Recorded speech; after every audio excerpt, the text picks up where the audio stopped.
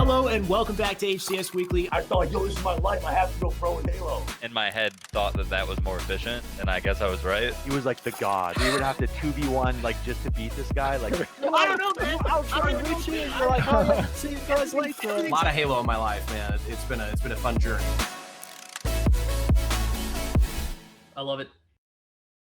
Hello and welcome back to HCS Weekly, your weekly destination for all things HCS. I'm your host, ShyWay, and like I said, your weekly dose of Halo news, trick jumps, and interviews. And of course, we've got Red Bull Rise Till Dawn coming up this weekend. So who better to bring on the show than a fellow caster himself, Richard Sims. Looking forward to that. But before we get there, we've got our news. We've also got our HCS Grassroots giveaway as well. Type !Grassroots in the chat to enter yourself into that skin and nameplate giveaway. We do it every single week. We have one winner this week, and just let's have it be a fair game. Hopefully you win. If not, stick around next time, and maybe you get a chance to get that skin and nameplate. Let's jump into the news with MattyRums from NoobCombo.com.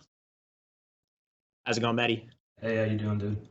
Good, man. Good to be back once again. Now, I was asking you about this before we actually started the show, and I don't think you watched any of it. Did you know about Outpost Discovery last weekend? I knew it was happening because I saw people's pictures on Twitter and Instagram, but I had no idea that it was even being broadcasted. Right. Apparently, there's actually a live stream for it, guys. I'm not sure if you knew about it. It's on Mixer. I'm not sure if it's also on Twitch, but they were live streaming Outpost Discovery on Mixer. So, of course, it is exclusive to the U.S. It's like a traveling, event in the U.S. But if you're not from the U.S. or you can't make it, you still have an opportunity to check out the action on Mixer. So make sure to keep touch with that. The moment I tuned in, they were doing some Halo 5 Forge UE, the wipeout courses and right. Forge. Yeah, it was pretty hilarious to watch. So some pretty cool stuff there. But of course, we've still got news throughout the entire week. We've got Halo Classic online qualifier dates as well. What do we got here, Matty? Yeah, so UBC released the dates for the online qualifiers leading up for the tournament. Just like last time, they're going to be used for seeding purposes. They're all on a Saturday, July 27th, August 10th, August 24th. Each one will start at 12 p.m. Central. And again, same like last time, there'll be single elimination, best of 3 series until the top 16, and then it'll turn into best of 5. Right. But, no registration yet, but we'll be seeing that pretty soon, I'm sure. Right. Of course, I know registration just started for the Face It event as well. I'm sure we might touch on that as well. But we also have the Halo Classic free agent and partial team list. This is a good way to kind of get yourself ready for the event. What's this all about? Yeah, so I did this with the first Halo Classic in St. Louis. If you're looking for a teammate, if you're looking for a team or you need to fill a spot, I just made a Google spreadsheet that's it's available on the website. It's also on the Twitter. You can add yourself to the list, so if anyone's looking for someone to join a team or at least try out, you can find someone there. If you want to add yourself or make a change to it, you just DM me on Twitter at noobcombo.com. COM. Or it's on the website. Yeah, so yet another reason to check out noobcombo.com, guys. He's got the free agent partial team list there. He's got all the news that we talk about in our intro news segment here. So this is an excellent way to get started. Matty, do you play a lot of Halo? Do you see yourself maybe competing? I know you're pretty close to Atlantic City, right? Oh, I'm definitely not competing. I'm trash at the game. I enjoy it, but I'm terrible. But I'll definitely be there. There's no way I'm missing an event in my home state. Yeah, good Samaritan role to bring everybody together, though. But you'll find me on the social playlist. Okay. Fair enough. Now, speaking of events, we also have Rise Till Dawn that has a broadcast schedule as well. What's this look like? Yeah, so, we pretty much knew what times it was going to start, but the actual broadcast will begin at 8:30 Central Time, p.m., and it'll end Sunday morning at 5:30. You can watch it at twitch.tv/Red Bull. And yeah, it's this weekend, so get your naps in during the day. I mean, the title makes sense. Rise Till Dawn. You're literally playing through the night until the morning. And for some Halo players, this is what they do. It's like a daily thing. So for some guys, they got the advantage here. Others, I don't know. We'll see how it turns out. But late night Halo game. If you've been, I don't know. I think I said this once before, but I've been to the Willis Tower in Chicago, and it's just it's such an awesome view up there. So to be there when the sun rises is probably going to be really cool. That would actually be sick. So I think it'll be hard to fall asleep with all the action going on. And the Red Bull, they're keeping you up all night. You got no choice. So we got file share copy limit as well. So this is more in the MCC space, I'm assuming. What's this all about? Yeah, so a week or two ago, I mentioned that 343 is going to be doing a copy of all people's file share maps and game types. Right. So someone on Waypoint mentioned that the file share can only hold so much, so they had a lot of stuff stored locally on like hard drives and stuff. So they asked about, how can they get these maps and game types uploaded if the file share is capped? And Postum's reply to it just pretty much make more Xbox accounts with different gamer tags, and just put the files on those file shares. Wow. And then you just log into them later to have them transfer over. So depending on what you have, there is still a way to get that onto the future games. It's good that there's even an option here. Guys, remember, this is back on your Xbox 360 file share. So go sign into your Xbox 3. You can even do it through backwards compatibility and reorganize your file share so that it has whatever crucial maps and game types you want to be like to have it carried over, I guess, over to the future to MCC on PC and the current MCC. Right. So awesome initiative, still possible. But it looks like there is a limit which you can navigate or get around if you do create other sub accounts. Mm-hmm. We have the Spartan Fest MX 2019. What's this? Yeah, so I actually didn't even know about this until I saw this week's community update. But it's a big Halo community event that's held in Mexico. Okay. This is the 5th year that they're doing it. They have tournaments, like I think they're doing like a Warzone and a Reach tournament. A Warzone tournament. Yeah. Okay. Or maybe they're just playing together. I'm not sure. Okay. But they also have a bunch of activities. Like they have contests like create like warthogs and stuff. I think out of like just models, if it's Legos or Mega Blocks or just your own models. They have things like Best Warthog. Interesting. And then they have a few panels with different influencers or YouTubers from, I guess, the Mexican, Latin American Halo scene. And they even have I think the guy who is making the music for Installation 01 is having a panel. So if you're in the area, it's this weekend, Saturday and Sunday, 13th and 14th, at the Carranza Cultural Center in Mexico City. It's actually really cool. It's like a little Halo Con, basically. Yeah. They've got panels and everything. So yeah, if you're anywhere near Mexico City, you should definitely check it out. It sounds pretty awesome. We also have tournament results as well. We got SWAT Nation SWAT Dependence results. What's this? Yeah, so SWAT Dependence was a Halo 5 4v4, had a $500 prize pool. First place was Mask On, which was Falcated, Bound, Sabinator, and Mr. Soul Snipe. Second place was Abracadabra, which was Arctic, Boobadooboo, Denoxide, and Druck 84. Some good names in here. Yeah, third place was Ashley's Avocados, which was Triant, Sucka, Halligan, and Smoke You Dig. And as usual, there's another SWAT Nation event, but the next one is Halo 3 instead of Halo 5. Yep. And that's Once Upon a SWAT 2v2 on July 28th. Which is the big $1,000 prize pool one coming up, guys, at the end of July, right? So this is awesome. It's like another week, another SWAT Nation event is what it seems like these days. So doing great work. Great to still see them have that on that circuit, and then also having Halo 3 events now as well. Speaking of great Halo, communities, groups here, we've got Europa Halo FFA Frenzy #1 results as well. Yep. So you just stated, it was a free-for-all. It was the first one for the year that they're doing. First place went to Warlord, second was Supersonic, and third was Looney. The next tournament in their series is Team Takedown #2, which is a 4v4, and that takes place on August 4th. Okay. That is great, and I'm sure we're going to see more FFA Frenzies and other events. They've got a whole itinerary plan for that, so you guys can check that out with Europa Halo. We also have Female Pro League, Halo 5 4v4, with a $100 prize pool. This sounds cool. Yeah, so that took place, I think it was Saturday, maybe Sunday. I don't remember. But fair. First place was Guardians Gaming, which was Queen, Divine Damsel, Command Station, and Crandipus. Second place was Excellence, which was Veronica, Minx, Janelle, and Domi Lags. And third was Batiana's, which was XOX Precious, Purely Christina, Mybi Sue, and Mrs. Heartbreak. I respect the fact that you read the team name and each individual gamer tag. I wouldn't be able to do it, man. These are hard names to read. I do my best. Some of them are ridiculous, yeah. But that's nice to see as well. The female pro league, and that continues. And there is a great group of female gamers that are playing this game. They're really damn good at the game as well. I got carried by Veronica just recently, actually. So we've got events this week. Also, of course, the big one, Red Bull Rise Till Dawn. That's where everybody wants to be. We got one other event this week that we mentioned as well. Yeah, the Spartan Fest down in Mexico. Yeah, a little unfortunate that they're kind of competing with each other, I guess, as far as viewership goes, but maybe different audiences as well. And maybe different time zones. So maybe by the time Spartan Fest ends, Riders Till Dawn will be starting. So right. True, yeah, because it's all through the night. So anyway, but a lot of great news here. And of course, guys, all the news, all this information for the weekly events, for everything is located on noobcombo.com. So go check that out. MattyRums has got it all there in organized fashion. And that concludes our news for today. Matty, thank you so much for joining me. Thanks for having me. No problem, dude. That closes the news. Let's get right into the trick jump with ClearlyMe. How's it going, Clearly? It's going pretty good. Sorry for all the loud noises.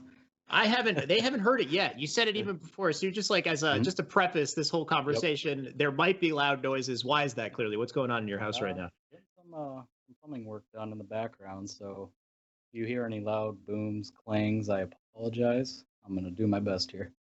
Well, I mean, I've seen the jumps you do. You're fast with your fingers, man. You just got to hit that mute button real quick. And like, if it's coming up in the background, gotcha. Just keep it out of the broadcast. But I know you got a sick jump for today. Let's check it out. All right, so it is on last resort. Really good for infection, but kind of hard to pull off. But hitting an edge ghost in the window here, getting up to the top of the back base there. Jeez, dude. And I'm going to show a third person here in just a moment. But this edge ghost is extremely low. Typically, you just simply jump into edge ghost, but this one you have to crouch beforehand because of how low it is. You have to kind of slow your speed down a bit to hit it at that low height. Yeah. What would you say is the hardest part? It looks like this jump right here.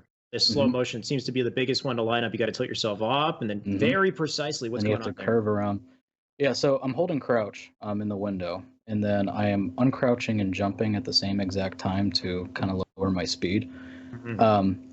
And I crouch again when I smack the top of the window and uncrouch, and then I curve around the window and jump again, and then I get up to the top finally and eventually. Now, it is an advanced technique, I will say that, but if you have a pretty familiar concept of edge ghosts, it's easy to understand but hard to implement. Yeah. And as far as movement speed goes, does it matter if it's 100 or 110 percent? 100% speed is perfect for it, which I believe there isn't any game mode that lets you play anything higher. Yeah, Last Resort's one of those maps where I don't think it plays in any game type where you reach 110% speed. Right. But yeah, just regular normal default settings works perfect, but a good little spot if you're an infection or if you want to snipe.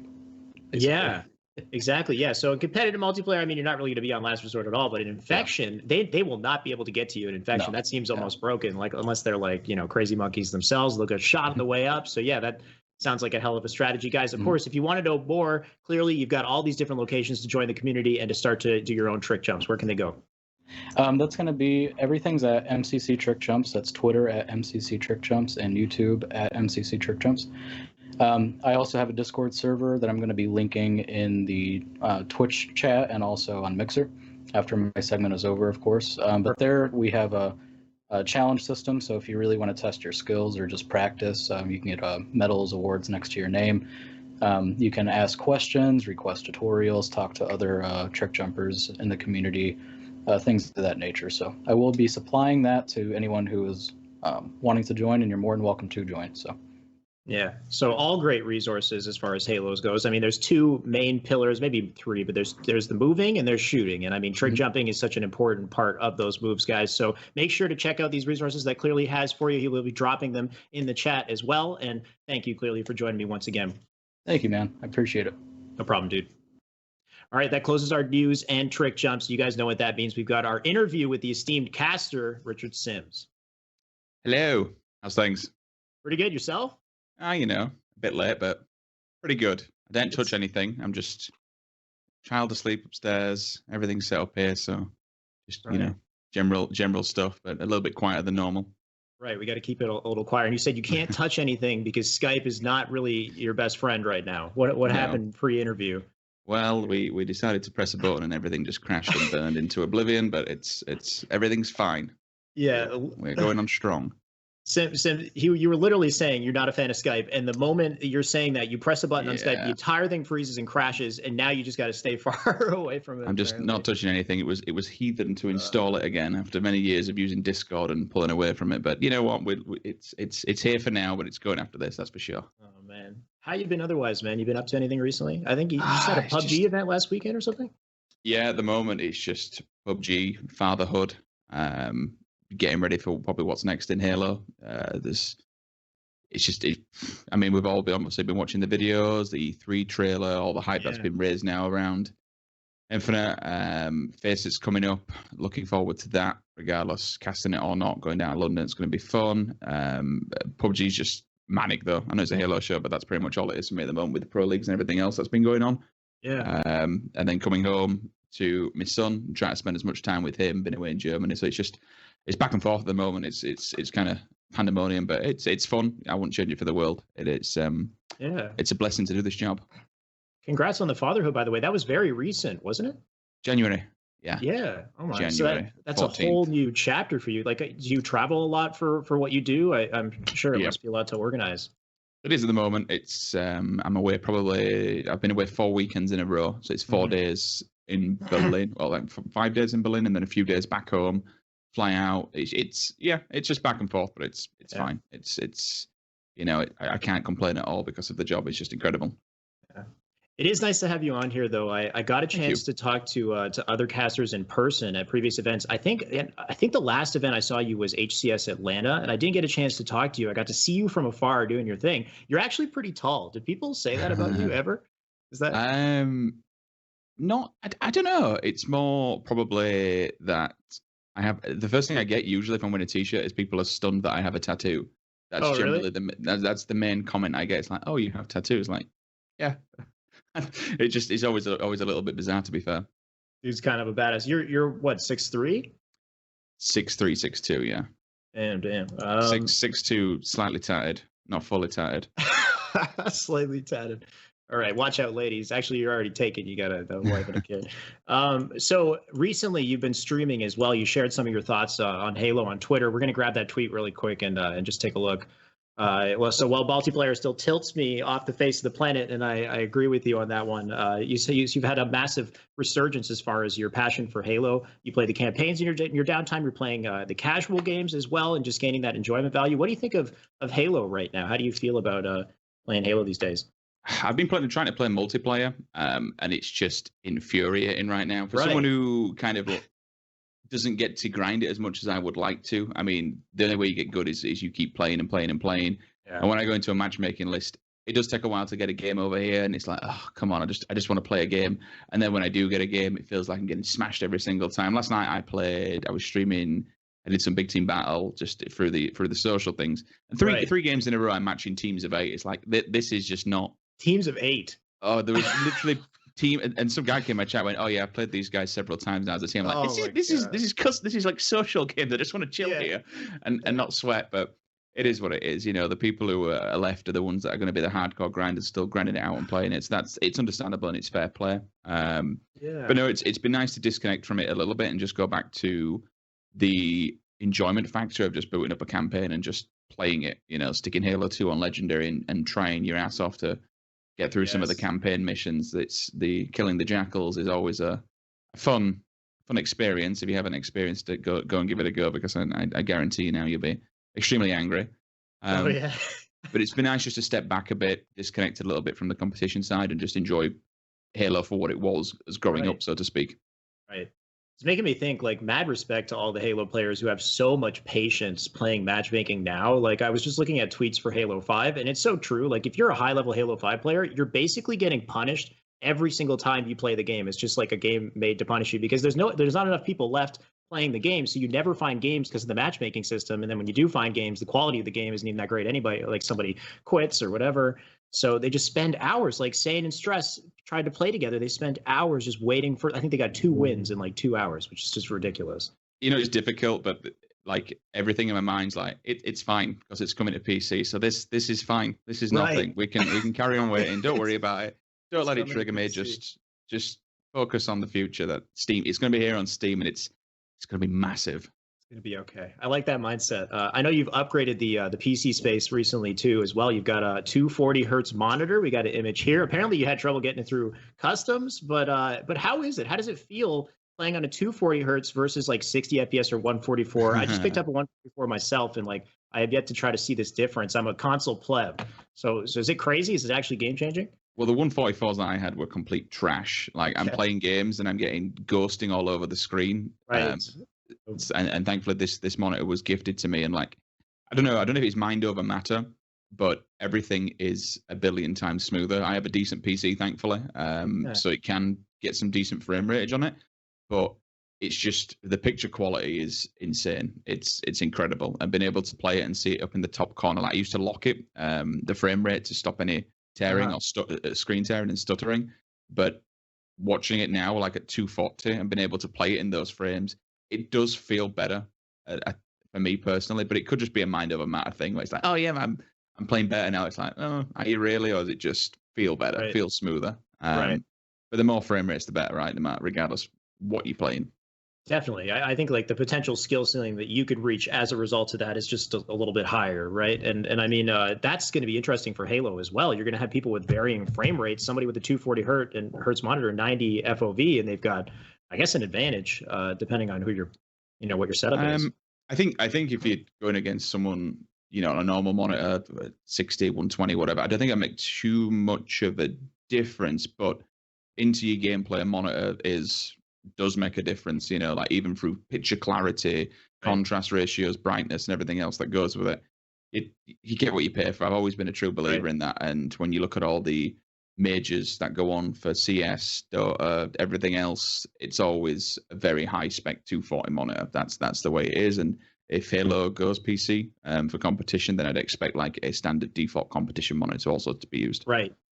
And I'm sure they'll release whatever that is. That would be really cool to see. So I think, frame rates and just the PC integration is going to level up the whole experience for a gamer and the viewer too. So it's going to be interesting. But I want to go back to the beginning a little bit. Today, you're well known for your talents as a Halo caster. You're a dedicated esports commentator. You're host and presenter for ESL UK, and you can also be seen commentating some of the biggest events in PlayerUnknown Battlegrounds. But I'd love to know, where did things begin for you? How did you get into gaming? What was your first experience with Halo? Oh, yeah. Let me think about this. Where does it all begin? So, very, very start, all the way back, I was a shit at home. I was a little shit. Okay. And I remember going through my... she still doesn't know this to this day, so this is a story that I've never told family. Okay. I remember going through... I knew it would come up to Christmas. I thought, well, I'll have a look around, see what's in store. Couldn't find anything. And then all of a sudden, they had left a receipt on the side of the like dressing table, and when you're thinking, all right, is this real? And it said 2 Xboxes, two game, two like all different twos, because I had mum and dad were separated, so stepdad, he had 3 kids of his own, so there's 4 of us between us. So they bought 2 Xboxes, shitload of games, 4 controllers. I'm like, I see this receipt, and as a kid at that time, you're like, oh my god, this is like, this can't be true. This can't be true. And I'm reading it. I'm just seeing this receipt. So I couldn't find the goods. I'm looking all over the house for these glorious Xboxes. And now you've got a bar set. Yeah. Yeah. I'm like, okay, well, this must be Christmas coming early then. And then all of a sudden they presented us to them, and they give us the Xboxes. So they got 2 for, obviously with 4 kids, they got 1 for downstairs and then 1 for upstairs. Wow. Awesome. And I've never been brought up in a techie family. It was not, it was quite a shock getting that. Like, we only had a PlayStation back in the day, no PC. I didn't get a PC until I was a lot older. Okay. Growing up. But yeah, that was the first real installment, and C was the game to play. C was for me. There's no other game. I was smashing C like no tomorrow. I think the games that came with it was CE. Perfect Dark Zero was the launch title, I want to say. No. Perfect Dark was the 360. Perfect Dark Zero was 360. Before? So it was just Perfect Dark before it then? Well, Perfect Dark before was N64 though, right? And then Xbox bought Rare, and then because that was definitely my launch title for the 360. Yeah, there was I'm probably talking bollocks then. I can't remember the exact game, but I know there was that. Halo C, which was not actually in a game packet. It was just in its own CD as like the cover art and everything else with it. Damn. Tekken, I think, was also on there. And this is when we had the Fat Boy controllers, the big boys. Yeah. So yeah, that was started playing that. And then Halo 2 came out. I moved out early as a kid, had some fallouts with the parents, and ended up moving into my dad's house. And that was it then. Like, I was free to do whatever I wanted, and I just started work. I bought the internet, plugged in the Xbox, and that was it. I was on Xbox Live every single frigging day. I mean, my dad used to give me so much shit because I just sat in my room 7 days a week, get up on a morning, go to work, come home, Halo, 1 in the morning, bang, asleep, work, up, Halo. Getting up on a Saturday and Sunday. Second job, yeah. Oh, man. Getting up on a Saturday, a weekend for me was like, I'm excited to get up and play all day. Yeah. Or a Friday night was like, I'm excited to get a takeaway. And like 6 a.m. too. You get up early. You're excited to get up. Like, I never like that anymore. What happened? I was a mess. I was a terrible, terrible human being there, and I would play all day long. And it came to the point where we just got my first PC, just got the internet, started to meet friends online, you know, chatting to new people. And then I met a friend, a long-term friend, and we just started playing Halo together for a long, long time. And then we discovered MLG Friday Night VOD, which I had to steal my dad's credit card to use, and we watched that. Started watching the Ogre Twins and learning about them. The montages, was it Nakameru? Was it in Shook 1? Started watching all the old school montages. You're in it from the beginning. Yeah, we started early. We used to bang like copious amounts of just Halo 2v2 every day. Just double team. They gave you the perfect setups. Like your parents are like 2 Xboxes. That's like perfect 2-player split screen, 2-player split screen, 2v2 all day. Or you could do co-op campaign. Well, like they gave you the ultimate setup. I only took one with me when I moved to my dad. They let me have one, so I took one with me and they left one there. But my friend that I met online, that was it. We just played 2v2s all day long. But he was really keen to get good. So watching all the MLG streams, watching MLG, watching montages, we started like just going deep into him, and it kind of spiraled off from there really. And then eventually we started finding old school events, TSG. Who was the other one? There was another one back in the day. There was TSG and something else in the UK. No. Matchbox 360 and TSG, TriStar Gaming and Matchbox 360. They were quite big events, to be fair. They were held at the Birmingham NEC Arena. So I came there. I think I came top 10 at my first LAN event. That was a 4-4. Where's this info? I'm like looking for your wiki, and it's like he's a caster, but apparently at one point he competed in Halo 2, and that's it. Oh, our first team Halo was, we were really into Gunshot at the time, and Gunshot's montages done by Kiwi. It was good because Kiwi was also he was Irish, was Kiwi, and he was making American montages. So it were a bit weird because you always had these pocket European players or UK players that had nothing to do with the UK or European scene ever. They were just amazing at the game. They were NA people. It was bizarre. Like you would have your UK and European players that all play together, or you'd have your NA players that play together. But then you'd have this crossover, this small pocket, like a player called ShyWay, for instance, who only just started coming to events a couple of years ago. But we all recognize his name from back in the day that he used to play with all the American players. But yeah, we named ourselves Gunshots and Roses. That was our first team name because we were into Gunshots montage at the time. I remember that one well. Yeah, it was fun. It was very, very fun. And between that, then getting into World of Warcraft, they're the only 2 games I've ever played apart from now PUBG, which I think I got into PUBG because I have this really weird objective personality where I like FPS, but I like leveling things up like Pokemon, like Warcraft. So PUBG was kind of like the crossover of being able to gear your guy up and shoot at the same time. Right. That's the only reason I can find it so addictive. I've only ever been into 3 games, which is really PUBG, Xbox, and Warcraft. It's Xbox, Halo, and Warcraft. That's kind of it. They all have that kind of, at least classic Halo, PUBG, and Warcraft have like this pacing, like this, they kind of stretch out that experience a little bit more. Like PUBG, you spend that time earning and collecting the materials and getting better stuff, as opposed to like Apex, where it's like you grab it and you go, you're in, you're fighting already, which you can have in PUBG, but there's more of a, they take more of their time with the pacing of it. I think that might be like leaves more time for strategic elements. I think it's probably more towards the classic side, but we'll mention all the sprint and stuff like that. But I actually like the methodical kind of thought process of where you're going to go and where you're going to move and all that kind of stuff. It's nice. I enjoy it. It's fun. Yeah. So at some point, you were competing in Halo 2, but at some point the competing had to stop, and there was a transition over to casting. At what point were you done with the playing of Halo? What happened there? Girlfriend. Girlfriend. Who's now my wife. Okay. Well, oh yes, I guess it worked out. We, usually the girlfriend's the distraction. I'm pretty sure our first argument came off the back of Halo. So I remember where we used to live. Okay. And I can it's quite funny actually. So we hadn't been together long. This was definitely our first argument because our parents lived up the road.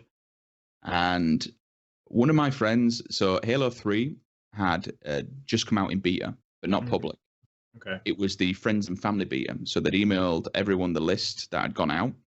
One of my friends used to do some pictures and stuff. I can't remember what he did, but it was a long shot. No one in the UK got a friends and family beta, I don't believe, Halo 3. And all the only map, I think, was Valhalla at the time. Nice. So everyone's like going shit crazy because this, people are playing it now. You can see it on certain people's Xbox. It's like playing Halo 3 bits. Holy shit. So I just texted a friend and I said, can you check your Bungie inbox, please, and see if you've got a key? Just completely out of, just for the sake of it, just out of pure potluck. A Hail Mary. And he has a code. And I'm like, do you still play anymore? I was like, no, do you want it? I'm like, yes. Installed it, and there were like 2 UK players who got in, me and Adehash, and we were just smashing it. And I ended up, it was a meal with the parents, my wife's parents, and I cancelled on them just to play Halo 3 all night, and then phoned in sick the next day at work until they took the servers down. Yeah, that's going to be me on Halo Infinite. Just cancel all my plans and everything in my life. Yeah. I'm going to turn into a horrendous slob when Infinite comes out, that's for sure. Literally just a hermit. Yeah. Yep. So you beat the Crackdown fest then, right? Because I think the key to the beta was to get Crackdown, and then people are like, "Oh, Crackdown's kind of a sleeper hit," and then they totally axed that franchise. Like 3 was a huge disappointment. I mean, the idea was, I mean, I'm surprised more games don't do it. You wanna get into the beta early. Just, I mean, then again, the pre-order's there now. Yeah. Pre-order's out now. But I remember, we were. I think it must have been 4 or 5 days before, and it was only one map at the time, but it was sick. It was so good. Yeah. The betas are always sick in games for some reason. Like I remember the Halo 5 beta finally as well. Like I don't know, a lot of people look back and be like, "Yo, I feel like it looked better or something about it." Like right. It was fun. It was like darker and gritty. The lighting just bollocksed it up and made it look awful. The lighting was better, and there was no, in my opinion, they adjusted the aim settings as well from the beta. I remember there'd been a post on there. I remember Ghost and a few people from 343 posting on the forum saying that they changed it, but the aiming and the lighting was so much better in the beta. Yeah, it was nice. It was like dark and gritty. Something about it was cool. Right. I got in that one early as well. That was funny. Yeah. So you said the Halo kind of started taking over. I guess that kind of overlapped with the girlfriend and the personal life, and then you decided casting is the better route. Then how does that work?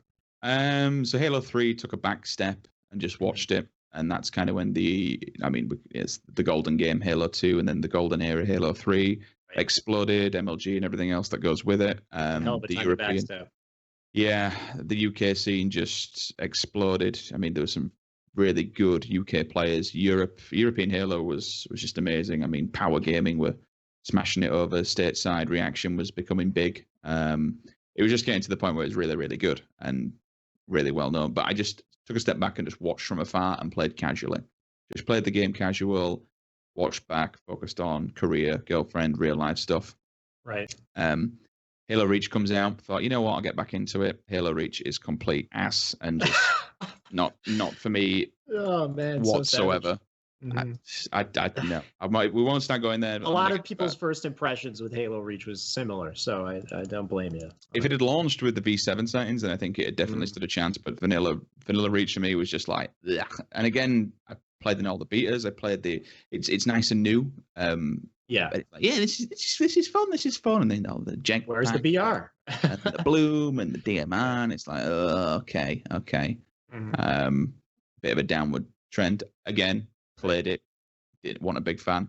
And then Halo 4, thought, you know what? It's time for me to settle down my career. Got my house. Everything was going well. I thought, you know what? I want to make a play for this, and I want to make it good. So I started competing again. I actually competed in Halo 4. Wow. Got back on the team. We did well. We came last. We did well. We came last. Absolutely dumpstered. We beat one team. We just we were predicted to come top 8. We were playing all day, every day. We're playing against Jimbo and his roster all the time. Coming off of not liking Reach, you still stuck with 4 though for trying to compete in 4. You're like, screw it, I'm just gonna compete whatever it is. Yeah, I thought, you know what, we'll have a go. Whatever. And then just have some fun. I want to give it another go, so I did. And we crashed out the competition early, very unexpectedly. So disappointing. Was pretty pissed off, and we all fell out. Some of my teammates went home early. I mean, that was the issue. We all kind of had a fallout amongst the roster. There were some bigger problems amongst there, which didn't go well.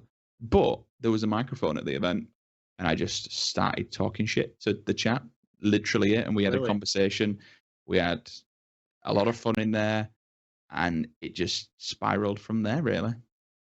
Wow. That was kind of it. That was the first moment, and I said, you know what, I really like this. And I spoke to EGL and said, have you got any more stuff coming up? I said, yeah, we'll probably do some more stuff. And that was it, just networking.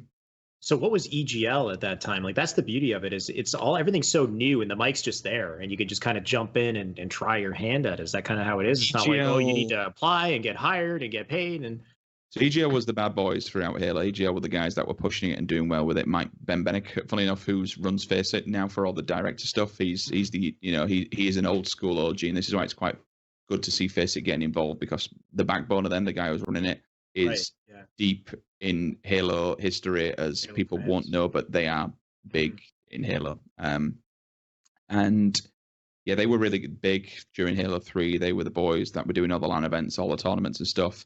But by the time Halo 4 comes, Call of Duty is like on its huge upward trend, and Halo's on its huge downward trend. Right. Unfortunately, so we're kind of this point where Halo's getting pushed in the corner and pushed to the side.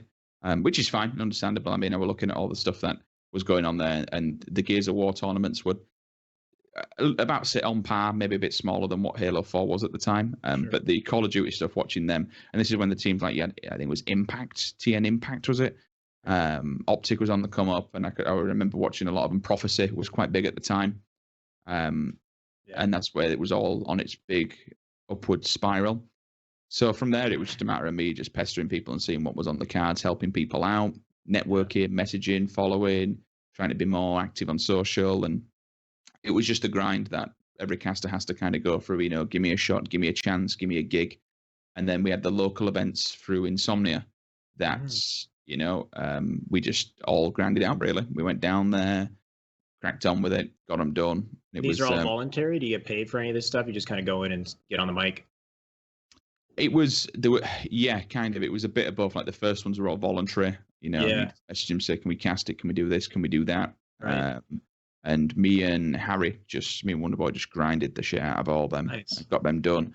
With Roy, there was more stuff involved in there, like setup, administration, advertising. It wasn't just going there as a caster. We did everything. We were running the forums at the time.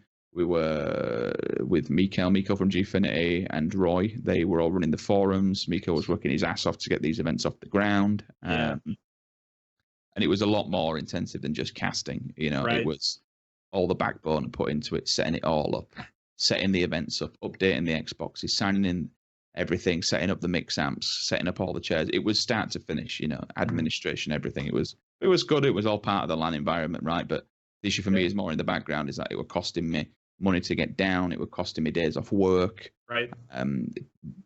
Tregging shit up and down on trains and stuff. It was a nightmare, but eventually it got better and better, and then we started getting paid.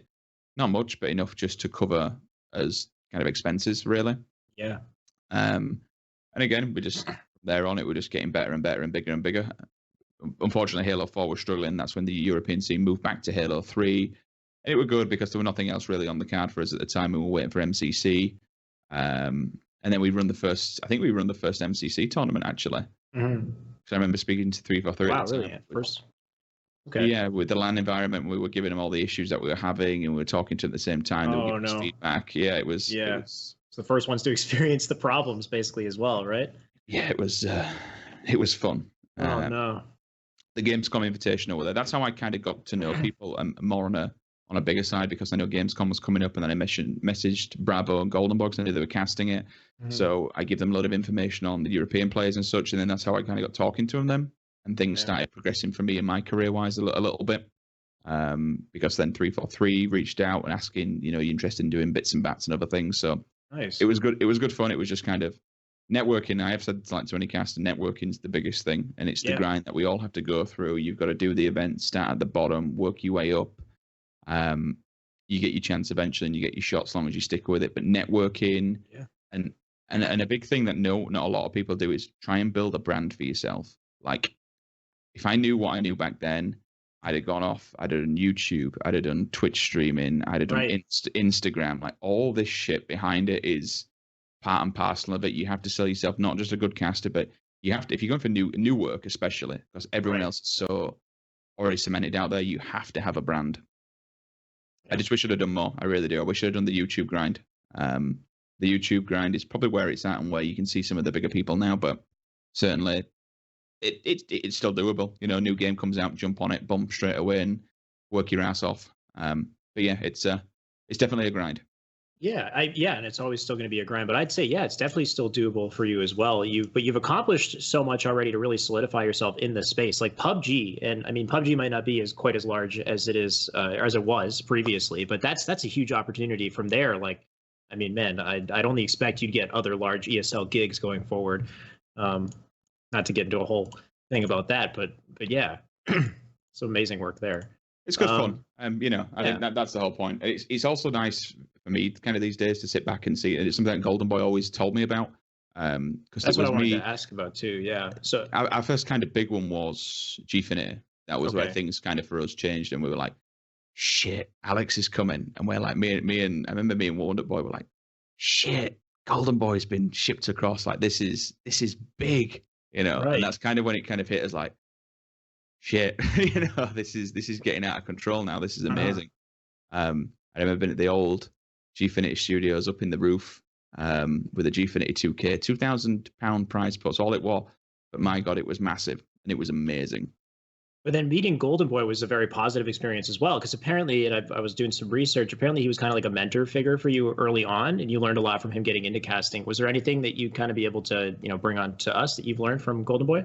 Alex still is. I still text Alex personally to this day. Very good friend of mine. Was very influential in me, giving me feedback, giving me pointers really on things to do, things to look out for, games to chase. You know, just general one pointers, and just generally being a friend to whinge, moan at, to be an agony aunt, give feedback. Alex is probably one of the nicest people in the industry, and more importantly, like, he's one of the best. I still stand by this, that Golden Boy is by far one of the greatest talents in not just this industry, but TV and everything else. The man is so confident. Yeah. But he's just generally a beacon of positivity, and it kind of it breeds, because like you see Alex being positive, it's like really want to do that. I can see Badgeford already calling me negative. We won't go there, Brian. We know what you're like, and you're right. No, I'm not joking. Yeah, this comes from Badge. But yeah, no, it does breed his positivity. But Alex was always good, and he was always, you know, pushing me to do it and helping me out with stuff like that. And he always kind of said to me, you know, I said, "Is there anything that I can do to pay you back?" And he just says, "Just pay it back to other people. If you see good talent, recommend them and push them forward." Yeah, he's kind of eccentric in that way. Like, he's always very positive. You're right, though. I've noticed that. Like, and that's such an infectious attitude to have. You know, like, people just want to be a part of that. It's hard to do that, though. Like, I wonder if he does maintain that in his personal life as well. But he does seem to be just like a generally cheery guy. But yeah, as far as like casting itself, like, so what, he would give you like tips and stuff, like post casting, like. Yeah, I've asked him about various things. I think Alex is more. When I've spoken to him before, it's like, you know, you need to go away and do your own homework, and I've always been a big fan of that as well. Go and find your own footings, and he's always kind of pointed me towards that. Go and do your own homework, do your own VOD research, do your own look at feedback, and so on and so forth. But it's more about doing the hard groundwork, doing the research, and doing that side of it, and going away and seeing where you can improve, as opposed to trying to make me better. It's like, go and make yourself better. There's only yourself that can make you better. But it's just generally been, like I say, it's good to be at an event with him, because he just breeds positivity into the team around him, and that bleeds, and it's rather infectious. Yeah, and you're making a lot of those sacrifices as well, to spend that time and do the grunt work and grind, learn. The fact that Halo 4 kind of went in a downward spiral is unfortunate for the franchise, but seems like kind of an opening for you in a way as well, because it gives you those opportunities to make yourself, make a name for yourself, try things when the audience isn't too large, which is kind of parallel today. Like Halo 5, Halo overall is just kind of in, a little bit of a lower point as far as recognition goes. Any second with MCC on PC, with Halo Infinite, things could explode. So this is probably one of the best times to try to go network and to build yourself and build your brand and get ready for that eventual, whatever happens next here. The one thing that I'm excited for Infinite, for MCC on PC, again, we don't really know what's going to happen with the esports infrastructure. As of yet, we've no idea. We don't know what's going to happen with MCC on PC. I'm excited to see what new talent comes up for the casting wise. Right. I think there is new talent out there, and I think there is untouched talent. And I think new people, there will be room for it, especially if Infinite goes big. And I expect it to. We've been on PC. I expect it to do that. It won't just be the same faces that you see at events. I'd like to see new faces, and I don't think anyone's safe. It's not.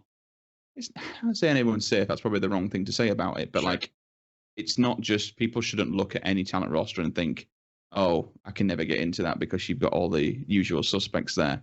If you grind it out and you put the hours in and you work at it and you do the networking, there's always, there's always a chance that you can still get into it. And I think with Infinite, we definitely should see some new talent on the scene. I definitely like to see some. I think we definitely will as well. Yeah, I mean, even with just a larger player base, you're seeing new players, new pros, just new people interested in the game and then interested in casting, or casters from other games jumping over into Halo, regaining that interest. So definitely, I expect that to happen as well. I have one more question about casting. It might be a little, it might not be too easy to answer in this kind of forum, but it was one other kind of personal problem that I experienced, and I'm sure others experience this as casters as well. It's just kind of, how do you figure out how to value yourself as a commentator? Like, how do you know what kind of price to put on your services? You know what I mean? Like, it's such an up in the air kind of industry. If you're new as a caster, do you ask for money? Do you volunteer? You gotta feed yourself, right? It's hard to kind of find that balance. So first thing I'd say is don't be afraid to ask other people. Don't just go in and just, I get it. Doing it for free, your first stuff, and build it like anybody else, you have to build a portfolio. I totally understand that. You have to build a portfolio. You have to do the groundwork. With the local lands and the local stuff and the small things, yes, do them for free. If there's biggest, the grassroots stuff's a perfect example. Get yourself in there and have a crack at it. There's no reason why. A company is going to love grassroots events. We know are done on a more cheaper, sounds bad, but let's just put it that way, a slightly cheaper and less budgeted way. So for any kind of organizer that's looking to save money, a caster is going to work for free. It's always good. However, there is another side to that, and I'll always say never do something for free. Make sure that there's something in it for you. And you've also got to be careful that you don't go in and just say, oh, I'm doing this, and undercut other people, because then it can look bad. So there is a downside to that as well.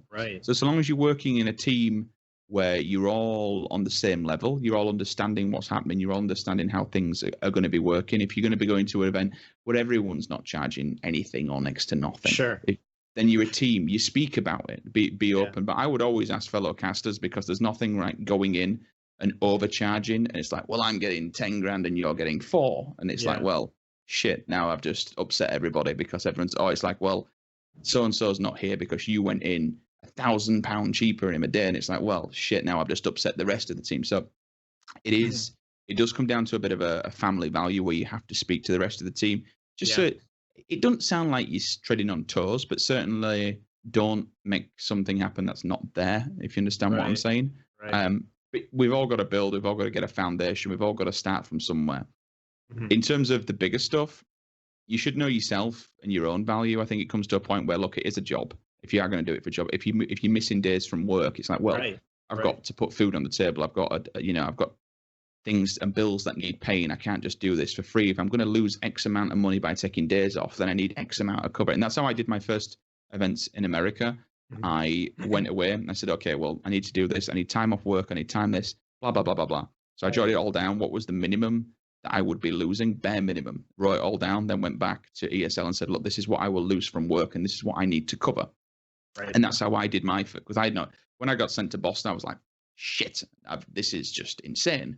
I've never charged anything like this before. What do I do? Where do I go? That's my position right now is, what the hell do you charge? So I went away and I said, you know what?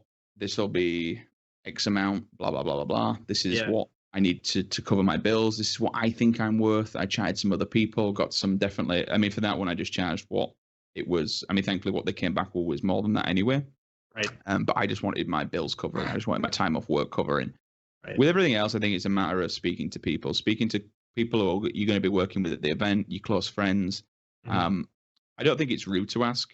You know that people are going to be on different levels. You know, there's going to be your tier, your S rank, your tier A star, whatever, up at the top, and then Can't ask for scale Golden down. Boy money coming into your first tournament. Oh, if you want Alex at an event, you're going to be paying $50K a day. Let's be real. Here. It's as simple as that. You know, Mr. Worldwide himself. Crap, Mr. Worldwide himself. If there's no Lambo picking him up and driving him to the airport, I don't want to know. Oh my God. But no, I think it's definitely speaking to people and understanding your own values. Yes. That's quite critical. Know your worth. Don't. I will say this, and this does piss me off. Don't let TOs take the piss out of you. Do not do. If you know you're worth something, don't do it for jack shit. Like, don't let anyone walk over you. Either. Yeah, you can't. No, exactly. it's like, There's like a good middle ground where it's like, I'm going to pay you an exposure. Well, I'm sorry, but exposure don't put food on the table. So just don't let people take the piss out of you either. Yeah. That's a big thing in all of this. I know there's working for free, and I know there's building a portfolio, but there's also people will take advantage of that and take the piss out of you. Yeah. Yeah. So many important things that you just brought up. I mean, just communicating seems to be a fundamental thing with everyone, gaining knowledge and networking and figuring out what really, is the best way to approach things, picking your battles as well, kind of identifying, how large is this event? What does this mean for me? Even kind of outlining specific things that you'd be gaining from this experience, maybe besides, just the monetary exposure or whatever else it is. And then thinking, what do I lose? What's the opportunity cost in this situation? Missing work, what's the bare minimum I need to cover that? So I think these are all really great things that I'm going to have to think of trying to get gigs myself, and I'm sure other casters can kind of agree here. Just a little caster moment there, but let's rope it back to Halo. I've got a good Halo question here. Halo's gone through a bit of a transition over the years, from a classic style in 1 through 3 to the introduction of advanced mobility that's now become a core component of map traversal in Halo 5. But I think that now Halo 5 has really come into its own as a great game, the argument still stands that it's not a great Halo game. So what do you think about this? What do you think makes Halo Halo? This is where Tash is in the chat and then starts, stopping me from going. Where is he? I'm only joking, Tash. So, I'm joking. So I think Halo 5 was always it's a fantastic game. I agree with the sentiment that it might not necessarily be the Halo what everybody wanted. Certainly for me, it wasn't the Halo that I grew up with. This, yes, it is. I don't think it is what. I don't think it's a great Halo game. I think it's a great game. I think that's absolutely fair to say. The downfall of it for me was how long things took to get changed. ARs, radar, everything else for the esports side of it that was left for 2 years untouched, especially for 2 world championships, was a huge detrimental effect on the game. In terms of everything else, there was no weapon balance. There's certain things, and I don't want to start tanking and dogging on a game when we've all been there. We all know it's a broken record, and we're all looking forward to the future and everything. But certainly there were certain things that could have happened and should have happened at the start that didn't. I mean, there's no way in this kind of day and age that a developer would release a game and never do a weapon balance. Millions of dollars spent on, and millions in tournaments as well without changing these settings, right? Like, I think too much was put into the first Halo World Championship, personally. Yeah. Couple of things. One, I'm surprised MCC didn't get any more maps and game types leading up to Halo 5. I think it would have been a better position had it had, where was midship? Where was crucial? Where was these amazing maps? Where was certain things that were all missing from MCC? Yes, MCC had its own problems, and there's another story altogether. But certainly, rolling off the back of that, it could have been better. It could have been better. It could have been a better start. There could have been better updates. Could have been better fixes for Halo 5. We didn't get a fix for the slow aim for 16, 18 months in the game. There was various other bits and bats, and I think that they overshadowed the main part about kind of Halo 5 and the good points of it. Like, for instance, I think Warzone was a good stepping stone. This is one thing I will say about Halo 5. Personally, and I'm excited because of what's been said on Reddit with the next Halo game. I'd said a long time ago, and it said the next Halo game will feature them more. And this was the guy who likes to leak things. And whether it's true or not, we all know leaks are leaks, and they're untrue until actually it could just be complete shit, and I take them with a pinch of salt. Sure. But the idea of it says more connections than any other Halo game. So, if that's something to do with a big team battle, I think Warzone was good. I would like Warzone removing and refining to be the big team battle. I don't like all the rec pack shit. I think that's all garbage, but I do like large scale warfare. Right. And I think Warzone had some incredible reaches to reach a casual community from that aspect. Yep. If you pull what makes big team battle one of the most lovable and incredible things about Halo in the world, take out what was good about Warzone, mix them together. Like Infinite could have one of the best, biggest, and badass, most big BTB playlists in mankind. As long as they don't ruin it with the wrecks and the vehicles, and like when the wasps came in, everyone started farming wasps and various other bits. Like I used to stream Warzone religiously daily with viewers, and I would have 200-300 viewers. I used to get really good viewership on it, but it came to the point where it's like I'm now being farmed by, you know, Warzone farmers and Warzone teams over and over again. It's like I'm playing with viewers and we're trying to have some fun here, and I've got a full team of 16 tanking on my ass. I mean, that might become a team of 100 someday or something. You know what I mean? Depending on where they're going to go with it. So you can't really avoid that completely. There's loads of casual stuff. Like I think they should go back and take do a zombies style thing, like the one from Reach. The was it Invasion in Reach? Oh no. Yes. Yeah, the elites versus the Spartans invasion. Yeah. They could go back, like they do some kind of Call of Duty zombies level thing with Covenant. It would be sick as shit on a large scale map. There is so many fundamentals for the next game. Well, I know we're supposed to be talking about Halo 5 here. Well, dude, it's about Halo, man. Anything you like. And we're going back on kind of what makes Halo Halo. But I mean, this whole, I think for a long time, 343 has been, you know, trying to create some sort of a war game type. And I think there was Invasion, there was Warzone, but for the longest time, they didn't have the resources. They didn't have, you know, they couldn't get this true war game type going. And I think just now is the best time to do that. And to even integrating elements of Battle Royale that we're seeing today, it's just become expected to have 100 players in a lobby. So I think, Halo 5 was definitely, it's a fantastic game. Hell, it made my career. It's given me some amazing opportunities. I've been to some amazing places. Wouldn't be in this position I am without it, without the game. Same with Halo 4 for all the shit that I actually give it. But I wouldn't without the team at 343 taking me on to do this in Halo 5 as a game. I'm always been a skeptic of it. I always will be. But it's just one of those things at heart. It was a fantastic game. We've seen some amazing stuff, some amazing games, some ridiculous comebacks. We've had a lot of fun. Yeah. It's just, it was their kind of time to claw back as well, right, from all the flaws that Halo 4 had, because Halo 4 was definitely not Halo whatsoever. Halo 4 was just some weird Call of Duty hybrid in between. So it definitely clawed back that feeling of Halo that we kind of missed from Halo 4. But I think from Reach, it's just been going off 1, 2, 3. Reach, it's starting to dilute down, and then Halo 5 clawed some of that back. Yep, it kind of made the upward trend. Yeah, so it's setting the boundaries, and I'd expect to see quite a lot of those, if I'm honest, moving into the next game, like a lot of the advanced mechanics, especially sprint. Oh yeah, okay. And that's something that we'll talk about in a sec as well, and see what you think about that. But yeah, you're right as far as things kind of taking that upward trend. And the biggest issue that people everybody brings this up is just kind of, the time that it took to update the game to get it to the competitive state that it's at now. And by the time they got there, it's just kind of become irrelevant, basically. But it's the V7, the Reach V7 all over again. That was the issue with it. Yeah, the same type of thing. And it seems like the constant trend is that 343 is rushed by Microsoft, by whatever it is. They're rushed to get MCC out on time. MCC is just a conduit for Halo 5 that has to come out a year later, and they're rushed. And the big name of the game with Halo Infinite is that they're not rushed. Hopefully now, at least, I don't know. This is the longest period of time we've had between Halo releases. So hopefully that really creates this nice upward trend going forward, and that they can quickly respond to things, whatever it is. Because I do think Halo 5 is a great game, and I think that if Halo 5 was updated into the way that it is now very quickly, then it might actually receive a lot of praise. I think it's very misunderstood, and a lot of people rope it into Halo 4 was this weird Call of Duty game, and I agree Halo 4 had all of those elements. Halo 5 no longer has that. It kind of came into its own, but because Halo 4 was bad, people are like, oh, it looks the same. It's the same. It's the same crap, whatever it is. Do you know there's another reason why people kind of dog on Halo 5 a little bit? What's up? Because the skill ceiling of the Magnum and the thrust is like 90 stories high of a building. The skill ceiling that Halo 5 has is actually stupendous. It drives me nuts because I was never good at it. I didn't have, everyone uses scuffs, everyone can use the thrust, slide, shot. Like Halo 5 skill ceiling is probably, after CE, the next hardest Halo in my opinion by far. Halo 2 You know, I'm a Halo 2 player, but it had a shitload of auto aim and it had little snipers and BRs helped you out. But certainly, Halo 5 is a hard AF game.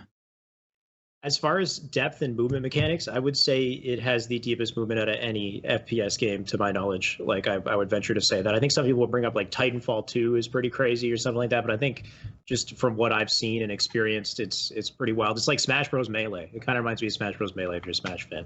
But that's a whole other thing. Let's talk about these abilities, specifically sprint, because I've heard you kind of talk about it before. Sprint versus no sprint, and why? Go. And I'm going to also preface this by saying that I'd say that it's probably the best decision to not have sprint moving forward, and we'll talk about that a bit later. But I'm going to try to play a bit of devil's advocate on some of your points, whatever you bring up. So let's start off by saying there's three options here. One, the game has no sprint. Option two, the game has sprint. Option three, multiplayer and campaign, or not multiplayer and campaign. That's wrong to say. Multiplayer and competitive are split straight away off the bat. So competitive rule sets like Reach, like 3, don't have sprint. So this is a potential option. I don't know if that's going to go down because we know how much 343 wanted to push a universal rule set with Halo 5. Another huge failing, in my opinion, by trying to create a universal playlist. It just does not work, and it just did not work. So you never know. I don't know what's going to be the kind of the mindset going into Infinite with that kind of set out. So no sprint, game is no sprint, job done. Game is sprint, simple as that. They want to push it, whatever. Or you get competitive rules in comp play, and it's not there. No sprint, good side, bad side. Good side, it doesn't have sprint. People are going to go back thinking it's a classic Halo, slower movement. Bad side, today's modern society has become more used to it. Halo 5, Halo 4 were popular games at the end of the day, and people love it. You know, competition is only a small part of Halo's franchise. It's the way the world is, and that's the damn truth of it. True. Competitive side of it's very, very small. However, its history is there. Sprint, you're damned if you do, you're damned if you don't with these answers, aren't you? If it does have sprint, people are going to get pissed and cry regardless. People are going to say they're never going to play it again. It's just one of those things. Just from that factor, which is kind of crazy. But yeah. Instead of like, well, I'm never playing this. It's going to happen. It's simple as that. And I do feel sorry for 343 because they're going to get shit no matter what they do. It's rough. And I think that's the good side of our game, the franchise. You have people who do pictures, you have montages, you have casuals, you have big team players. Everything. You have people who create racetracks, you have people who play zombie. Like, our universe and franchise is massive compared to many other games. It's enormous, and people don't forget that competition, like kind of what the area I'm from, is only a little minuscule part of it. And that's kind of what Fortnite has the issue with at the moment, with all the shit that's going in competition, is that Fortnite competition is probably about 0.5% of Fortnite's player base, if that. The other 99.9% of it is kids with miniguns. 12-year-olds and casuals. It's simple as that. Streamers. That's all it is. Yeah. So you're damned if you are, you're damned if you don't. Universal playlist, universal settings are awful and they should not happen. If they do, we're going to go down the same route as Halo 5. The other factor is that we just get given the rules that we want to play, and they remove it out. I don't know what's going to happen. I think anyone would be ignorant and blind to think that Infinite won't launch with sprint. In my opinion, I think you would be. I think it has sprint, and I think it will have sprint. It's 2019, and that's generally the trend. I think they've pushed it too hard at this point. With Reach, I know it was Bungie, but still, we've had it longer than we haven't had it too. Yeah, I think next year it will now be a point where Halo has had sprint in it longer than it's not had sprint in it, which is kind of a scary thought, but that's the hard truth of it at the end of the day. So yeah, I think it would also be a matter of 343 kind of eating the words if they didn't put it in and feeling like, okay, everything else we've done before this was wrong. I don't know. I really don't know. It's hard. I've been thinking the kind of beautiful thing about Halo, like just a second ago, you said it's massive. There are people who like Forge, who like campaign, who like casual multiplayer, competitive, whatever. There's just so much. The beauty of Halo is that it kind of gives every type of gamer something that they love, something to enjoy about it. It's just it's holistic in that sense. Is there a way to, expanding on that notion, to have a Halo Infinite game that has both abilities and classic? So let me just throw this out there. Let's say that the game is built foundationally over classic movement and classic mechanics, and the campaign works as like a Metroidvania, where you start as classic Spartan, everything's classic, and then as you go, you kind of pick up abilities and you expand and evolve. In multiplayer, it's kind of like everything's on a toggle. You select what you want. Maybe the competitive playlist starts as just completely classic, and then while they're playing in those settings, people are constantly testing other settings that have different like abilities on toggles and deciding which ones work best. And then the next season, they release it with a thrust, and then they release it with a sprint and a thrust, or whatever the competitive players want. And yes, it's kind of lame to not have one set way of doing things as far as like having like, oh, it's going to be this way, classic or advanced, but Halo's never really been like that either. Like Halo 5 has a competitive Halo 3 playlist in it. Like we're still going to get tons of playlists regardless of what we do. Maybe you have one type of Halo that's like the most popular, or the one that's in the playlist the most, but I think this kind of idea of trying to incorporate everything could still be possible. And I know people are worried about, do you have to change the map sizes? Do you have to change reticle bullet magnetism? Apparently bullet magnetism is like the same between H3 and H5. I just saw a video online. I'm not sure if you guys have seen it. I saw that one. Yeah, where it was like still wild. happening. Yeah. So like there's that. And on top of the fact that, yes, I understand that maps might need to be expanded, but they're making a new engine. Is there no way that they can create like a slider bar where they take a small map for classic movement and just fucking expand it? I think that'd be sick. This is just me talking on my ass here, but like it'd be awesome to incorporate everything in some way. And all the abilities that are in the game are tweaked to be more balanced and not as wild and crazy, flying across the map. And I don't think clamber would work, because I'm not sure how you'd still, unless you make the maps taller and wider, which just sounds nuts. But that's just my kind of 2 cents.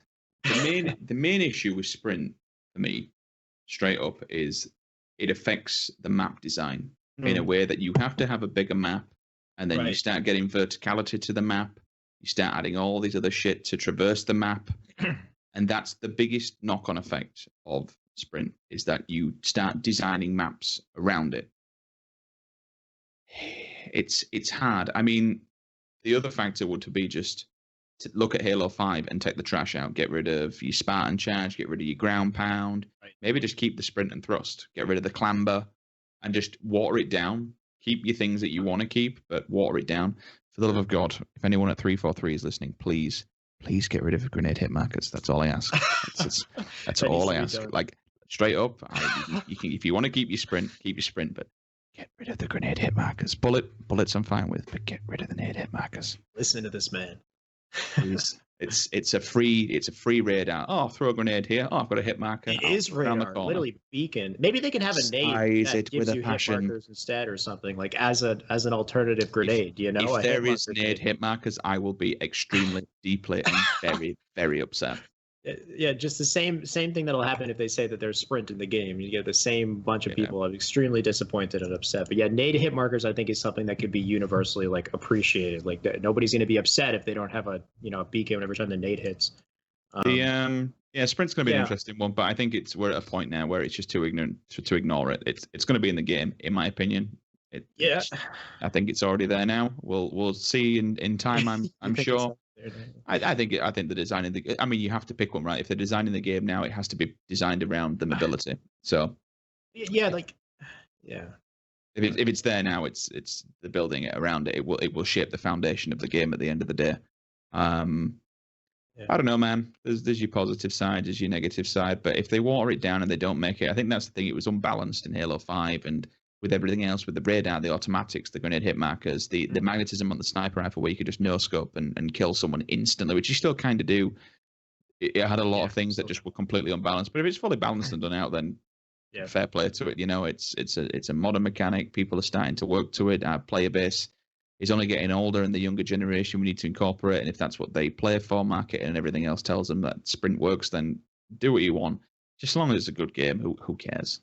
I do think its effect on Halo 5's movement is very interesting, and it kind of adds a lot of depth and intricacies to Halo 5 that people may not recognize at first glance. As far as like whether or not it's not balanced, that's something that could be tweaked as well, though. Like people will be like, oh, sprint lets you run away from gunfights. It's bullshit, whatever. But that's kind of something that they can still balance, right? Like there's a sprint. First of all, your shields don't come back. That's whatever. It's more so the fact that the cripple effect only takes effect if you're not at max sprint speed, right? But if you hit max sprint speed, you don't get crippled by the bullets that are shooting you. Like normally, if you just try to start sprint, you'll limp or whatever. They can make it so you get crippled at all times when you're sprinting. Even if you're max speed, you get shot, you're crippled because you shouldn't be sprinting when somebody's ready in a situation where they can shoot you. So something like that, or making it so that you can't slide as early. Because the biggest issue with the sprint is you can slide before you hit max sprint speed. So people don't just sprint; they sprint slide, and they're out of there in half a second. So maybe slide doesn't work until you hit max sprint speed. These are all other things. It's like there's ways to balance it and have that work and still have, kind of the cool intricacies that come with having it in the game. The issue with that is, and again, I think that's a learning process from Halo 5. Like, in my opinion, bringing in what it was, okay, your shields don't come back. That was brought in at a later date. Your shields won't come back when you're sprinting. But again, that's just a band-aid. You're sticking a bandage on something that wasn't balanced or wasn't thought out of beforehand. It's like, okay, well, we need to fix this now, so let's do this mechanic. It's like, if that was thought about afterwards, or we didn't have it in, and I don't want to see it where it's like they're trying to counterbalance things. It's there from the get-go, and it works because it's tested. We've had a beta. People are happy with it from the get-go. There was one thing I was thinking that's kind of maintained in Classic Halo is this core component of Classic Halo is how the simplistic design creates interesting elements of strategy, and there's a clear understanding of the value behind each option at your disposal. So the example that I had in my mind was I was watching an event. It was Roy and Fallicated. They're on L0 and R0. They're facing each other, and they're moving into R1 and L1 pockets. Like they're going into the pockets, and Fallicated goes in first. Roy sees him go in, and he tosses a perfect nade right at the end of the pocket. And he knows after tossing that nade that Fallicated can't go back. Like he cannot jump over that nade without taking a massive amount of damage and basically dying from that nade. So he can go down to the bottom of the pocket with his weapon ready and know that he's going to be there and make sure he gets that first shot. And that's a very interesting strategic scenario that gives the grenade a ton of value. Because he threw that grenade, it has value being there. He cannot get back over that nade. But if you have sprint, jump, thrust, you can get over that in a second. And now the nade doesn't really have the same value that it did. And I know Halo 3 in that scenario, Fallicated also has the opportunity to jump up onto the little ledge, drop down below, and he can survive that way, which, if he's precise, he can do that. But then he loses map positioning. So it's kind of like a worthy punishment for his decision to get out of that situation. So it's kind of a cool, very simple, but very interesting strategic kind of scenario that you would never have in modern Halo. And I thought that was, I just thought that was a really interesting formula. It would be cool if they could find a way to preserve that in future Halo titles. I was thinking, is there some way they could innovate, they can have mobility, because modern Halo fans and modern fans in gaming want fast games. Like, I want a fast game, everybody wants a fast game, but how do you have a fast game without sprint? Like, do you have any ideas? Anything interesting if they had no sprint, how they would? I mean, you just go back to look at what made 1, 2, and 3 so popular and so great. Part of that was various other things, and I think some people are ignorant, said, oh, look at how big Halo 3 was because it was classic. No, that's wrong. It's because we're in a time where Halo 3 was the biggest on the market. Yeah. It was that was the game to play. Sure. Everyone had Xboxes, different time, different scenario. Like people, it's the old argument of what was better, the Tox Gaming or Final Boss. Like everyone's, oh, you got to say Final Boss. Well, no, you could say Tox Gaming. It's different time, different place, different demographic, different amount of teams. Yep. It's you can't cut a clear answer. Legendary, yeah, maybe you will go with Final Boss, but in terms of actually events won on the row, I think it was, or 2 Halo World Championships back to back. There's sides of both the coin at the end of the day. I think we know sprinting makes it a little bit easier. Then again, people might just say it's boring and shit, and this is not 2019, and just not play it. I don't know. It's such a horrible road to go down, and I think again, if 343 are damned if they do and they're damned if they don't. It's just one of those things that they know they have to deal with and they have to tackle face on. But so long as there are signs of classic Halo in there, and so long as it's not all advanced as what Halo 4 and Halo 5 turned out to be, so long as that gets preserves its identity as a Halo game. That's the biggest problem that this franchise has. It needs its identity back.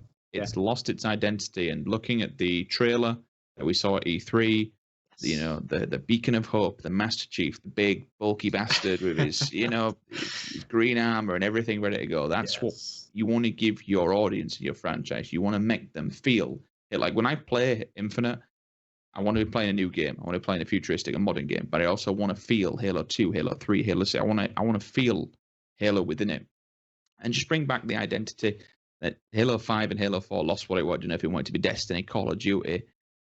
It was its own game. It was very much its own game, but it certainly wasn't a Halo. And you roll that back for Infinite, and we're going to be in a good thing. I think a good place. And MCC coming out on Steam and PC, like that's just still mind blowing to me. That's going to happen. That's going to really bolster the whole franchise's backbone. To be fair. Yeah. Yeah, the quest to regain its identity, and I think it's happening. I think you closed that section right there beautifully. So yeah, let's talk about Halo on PC then. What do you think about that? It's one of the top games on Steam on the wish list. It's they got whole new settings for it. It looks beautiful. What do you think of the potential as far as Halo on PC kicking it off with Reach?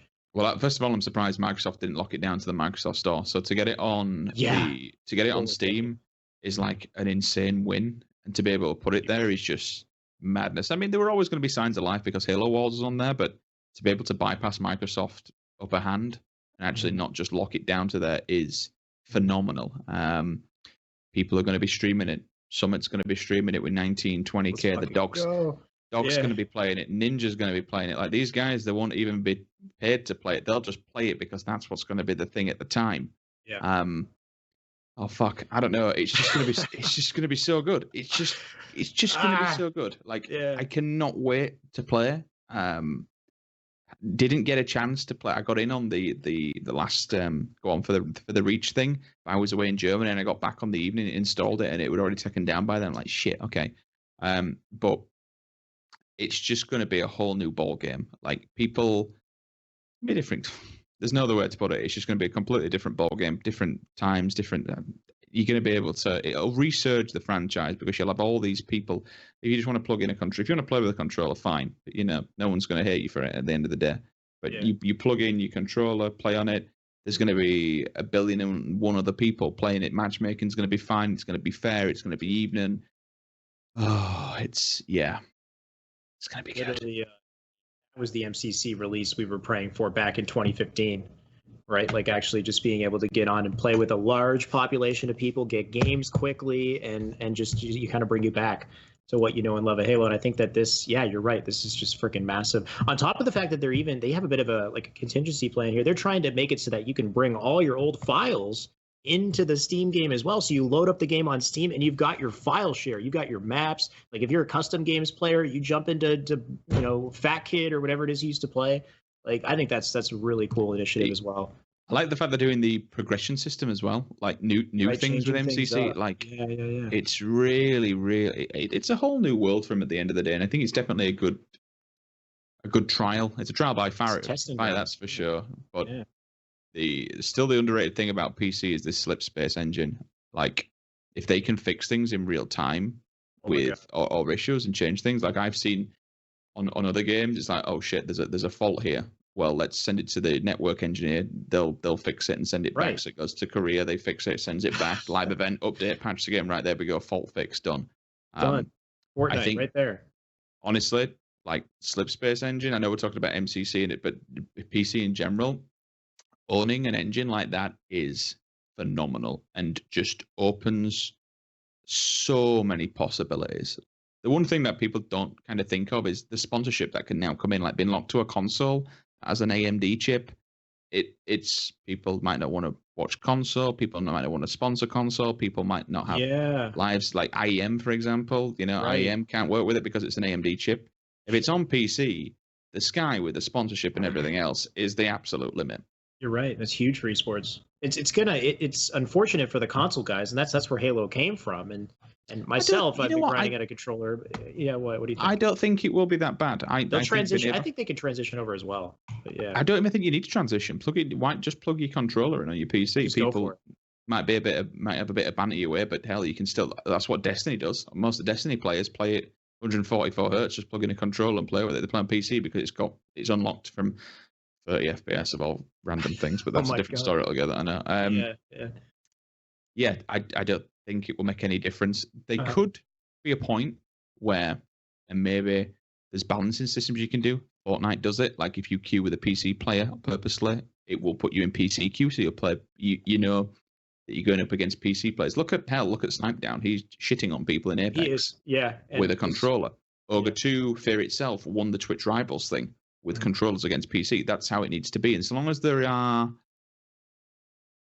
things in there in stipulations that if you're going to be playing, you're playing against PC players. I don't want it. I do not want to plug in a controller like on Destiny because I get more auto aim off of that than I do with my mouse and keyboard. I don't want that to be the point. It's like at Fortnite, same thing. I'll plug in a controller because I have an advantage over mouse and keyboard. If they can balance that and tweak that, so it's an even ground and the stipulation where you're going to be queuing against PC, mouse, and keyboard users, then we're fine. But those rules need to be in place. Otherwise, people are just going to go the Fortnite route, plug in a controller and Destiny because you get free auto aim, and then it's just a shit fest. Free auto aim. Yeah, that's the thing. So depending on how they balance the aiming mechanics, there could actually be huge advantages to having the controller. It's just those instances where, I'm watching Shroud play Apex and he's in a 3v1 and he kills a guy. There's a guy directly behind him, 180s in a fraction of a second, pops him in the face, like something you would never see, and then slides backwards at the same time. You know what I mean? It's like some of that shit, like the ability to control your acceleration and just all these like fine-tuning precision situations that it would be tough to kind of match that in certain environments. But the beauty of Halo is you have shields and there's map control. And when you have map control and you have shields, you should not have a guy directly behind you. You should know where people are on the map. So we'll see how it plays out. I'm excited that it's just on PC. And we've got just sky's the limit here, man. I'm doing everything I can to just the idea of breaking down Ninja.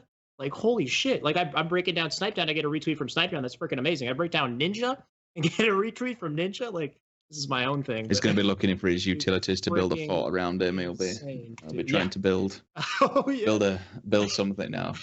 Tyler will be fine. He'll enjoy the game as well. I think I think he'll play it. Dog's going to play it. That for a fact. Summit will be smashing it every single day. It also depends if Microsoft pays them. Like it's been proven with Apex, for instance. Like all the paid streams for the Apex partnership, all the big YouTubers, all the big names are doing it. It's marketing at the end of the day. You want somebody big to play your game. You need like 5 million. You got to pay people to play it. You put it out there, boom, top of the. I mean, I'd love to see the figures with some of these where it goes to the top. They've always said it. Influencers sell games. If you're at the top of Twitch, trends too. Jesus. If they're at the top of Twitch and they're at the top of the trending YouTube box, like it sells. Marketing sells at the end. It's the way of the world. So as we wait with bated breath, we still have some Halo tournaments on the horizon. We've got Red Bull Rise Till Dawn this weekend. Let's try to transition the conversation over there because we do have a number of amazing duos that will be attending. I believe Matty sent you a link to the list of duos. Can't touch my PC, but yes. Oh, shit. Yeah, you can't. Just don't touch Skype and see if you could take a look at that. Okay. I saw a couple of them. I've not been able to. We've just been away. I've not been able to pay too much attention to this one, but I have. Yeah, and seen... I mean, oh, here we go. Yeah.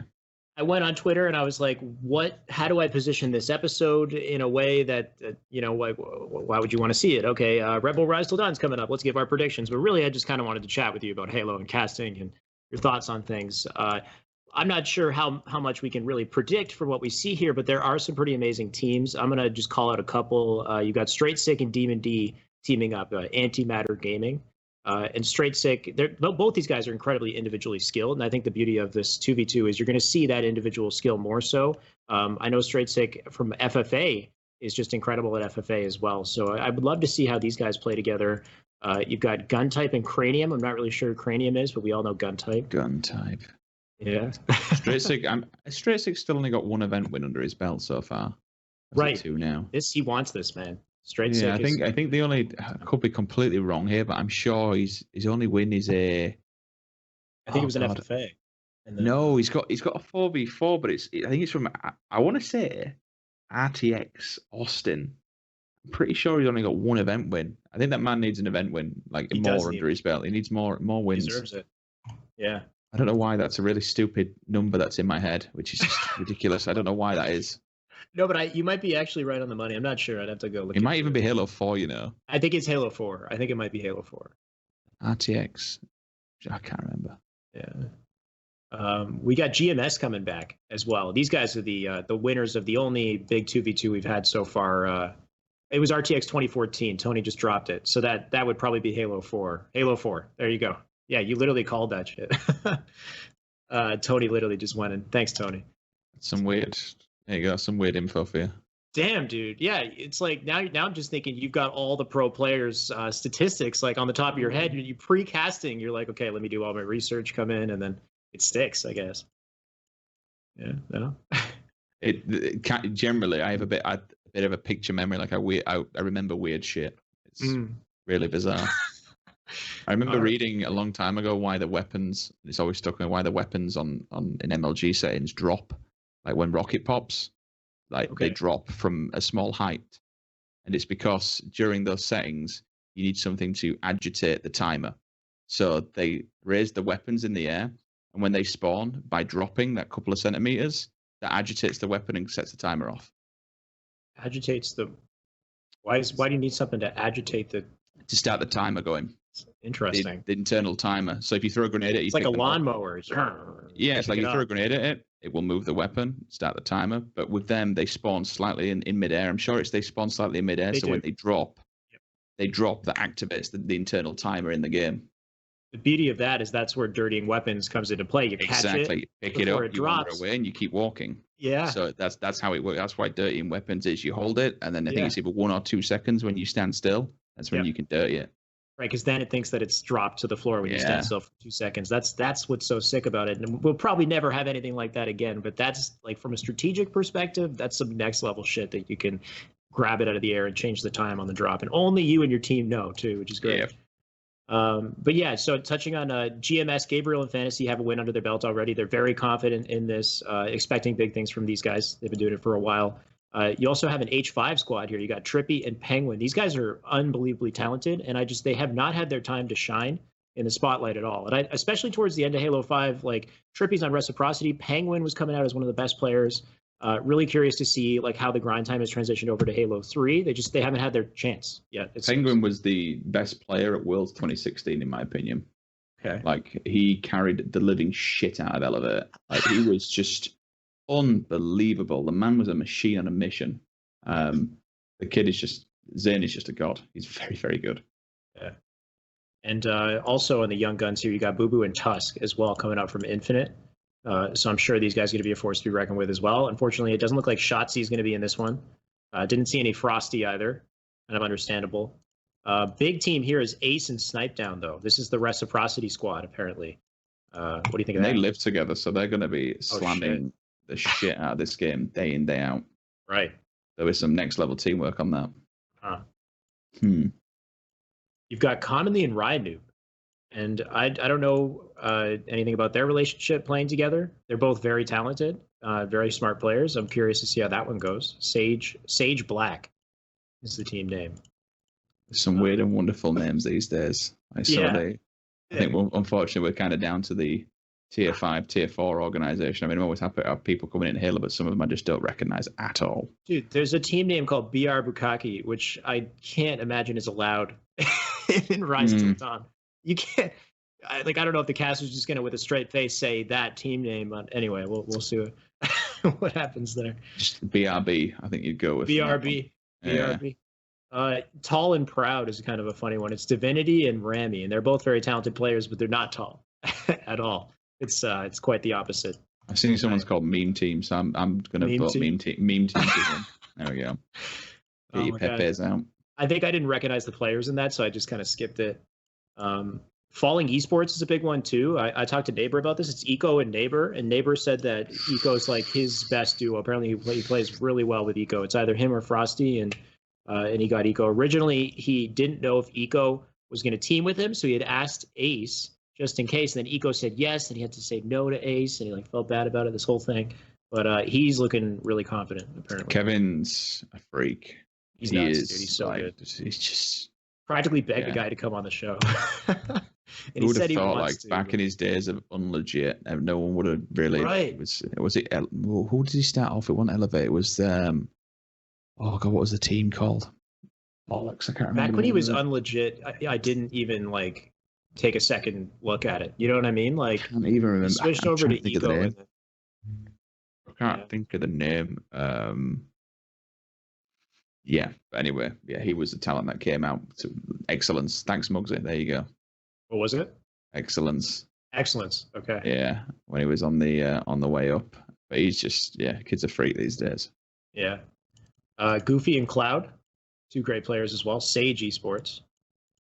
And then one of the biggest teams at the event is Roy and Lunchbox, apparently playing together. I didn't see them on the list there, but I saw on Roy's Twitter that him and Lunchbox are playing together. These guys are incredibly talented. They've been duos forever. They're twins, of course, but they've always had the history of bickering. How does this play into their duos gameplay? Are they allowed to sit beside each other? Do you know if it's going to? I think it'll be fine. It'll be a better teammate than Flame Sword War. And that's what I was going to say. Roy had Flamesword. He still got second place in Flamesword, but now he's got. No offense to Flame's so talented. He's just not in the picture as much now as he used to be. That's really Flame's one of those dudes where, like, you look at someone who's building a brand, like, right. The man is just so good at it, so good, and he's done so well for himself. I'm really happy for him. He's gone away, built a brand, then he comes back to Halo 3 and then just twats on people ridiculously.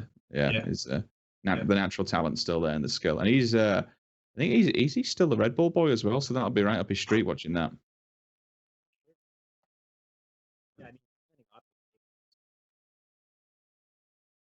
But these were kind of the biggest teams that I saw as far as what's available. There's a ton of great players. I even have Saintly, who I know is a really talented Twitch streamer. Saintly and Haynes on All Natural. So there are a lot of people from everywhere just coming in to compete at this tournament.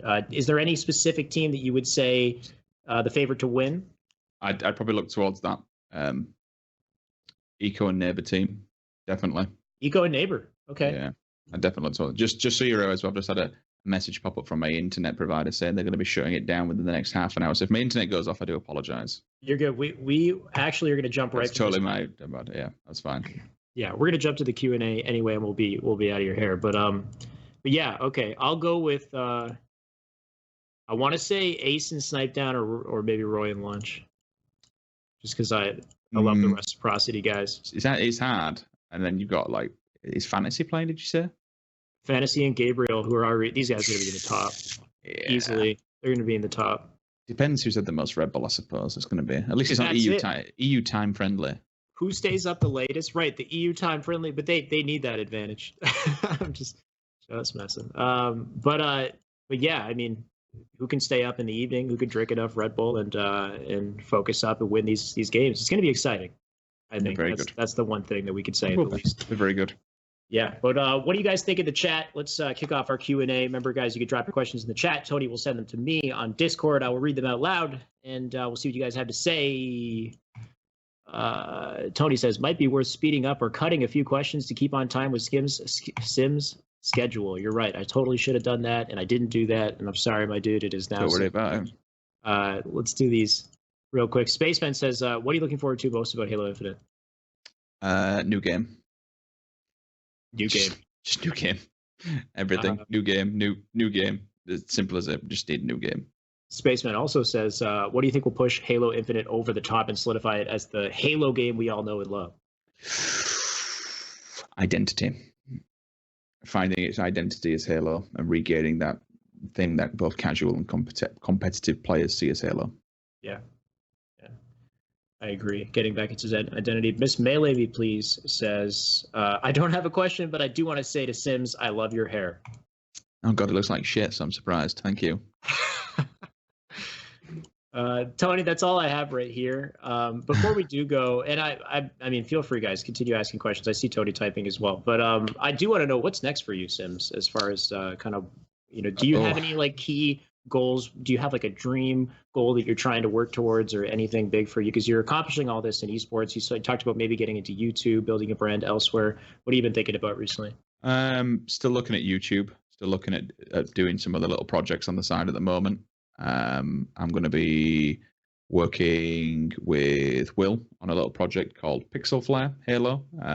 Will's been killing it, by the way.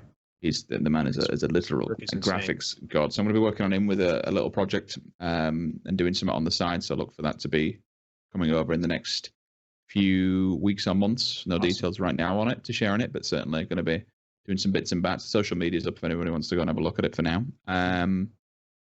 I have, oh God, my schedule is still PUBG for this year. Right. I'm going to make it down to face it by hook or by crook, regardless in what position. Let's go.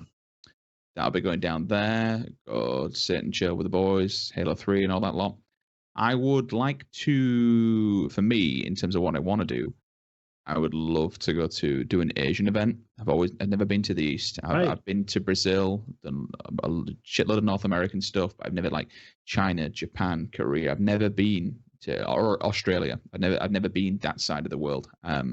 So there is a PUBG Nations. There's like a nation, like a World Cup coming up for PUBG in Korea.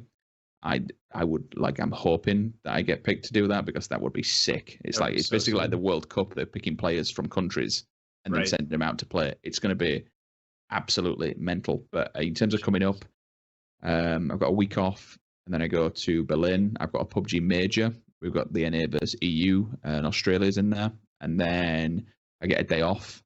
I have another major. A day off. Yeah, one day off. And then I have another major that I can't talk about yet for another game. All right. Another game, not Halo, not PUBG. Not just yet.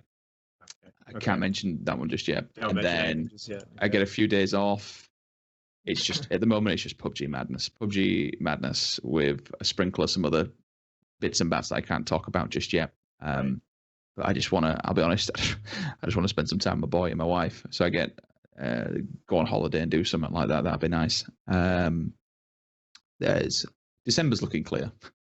That's oh, and I saw my house yesterday, so now I've got to move house as well in between all of this. So yeah, that's good, and getting done over by taxman and everything else that goes on with solicitors and God knows what else. So it's just manic. But you know what? I wouldn't change it for the world. Legitimately, I love my job and I love this lifestyle. It's the diet's shocking. I'm trying to lose weight. That's what I want to do. If there one key goal, I want to lose some weight because this career completely and utterly just destroys your body mentally and physically. Do you work out at all? Do you get time to work out? It's so hard with the schedules and the hotels and the food that's provided for you. It's just a shit lifestyle in that respect. Keeping healthy, it's horrendous because you're always on the go. How do you eat healthy?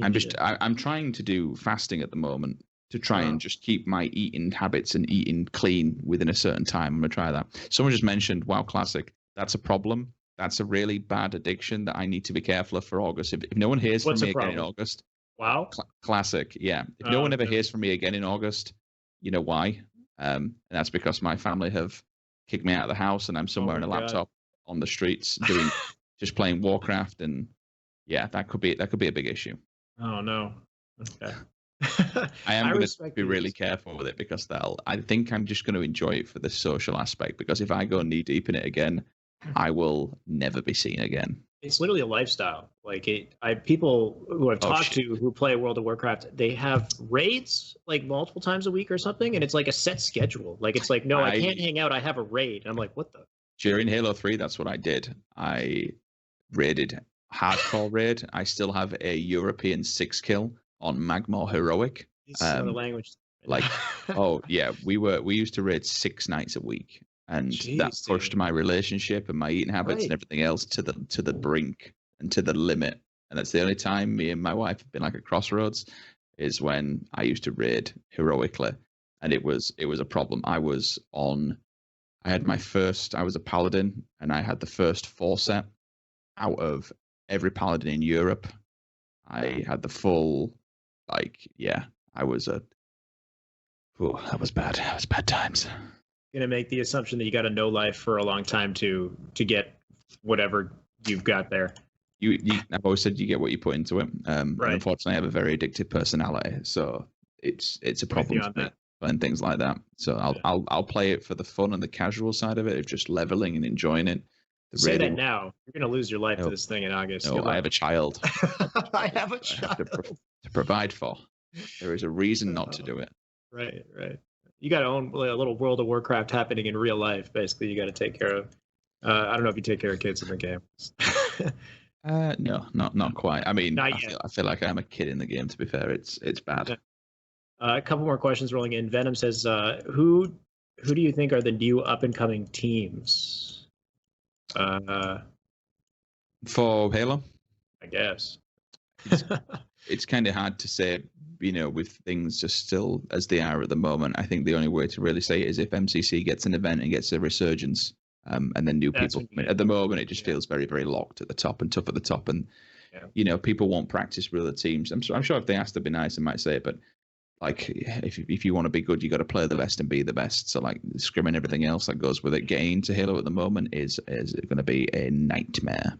Yeah, not expecting too many new players to enter while these kind of Halo 3 events continue. If we get an MCC resurgence and like a shitload of teams turning up, I think that question then becomes valid. But at the moment, it's really hard to say and justify just because of who's solidified at the moment inside it.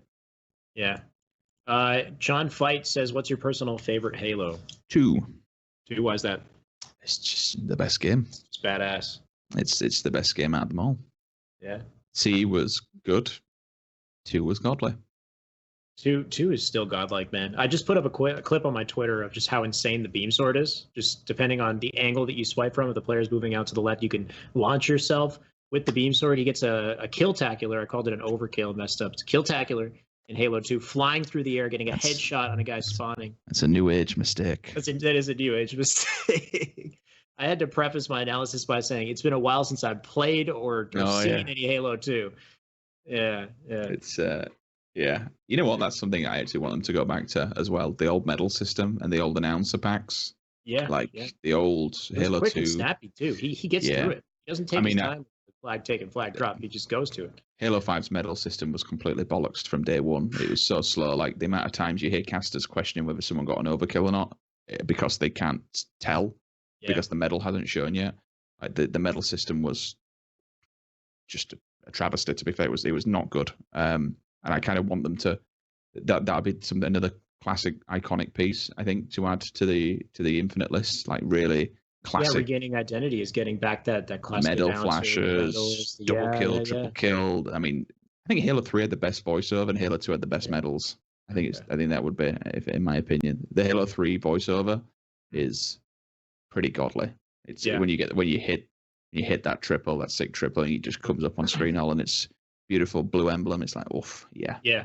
And that's the thing, like with visuals and audio, you can change all that back to the beautiful classic stuff that we remember, and that's not going to hurt anybody, like the game, whatever direction you want to take it with mechanics, go for it. But just like the look at the sound of it, just bring it back, and people are loving it, just what they're doing so far. So hopefully that continues in the medals as well.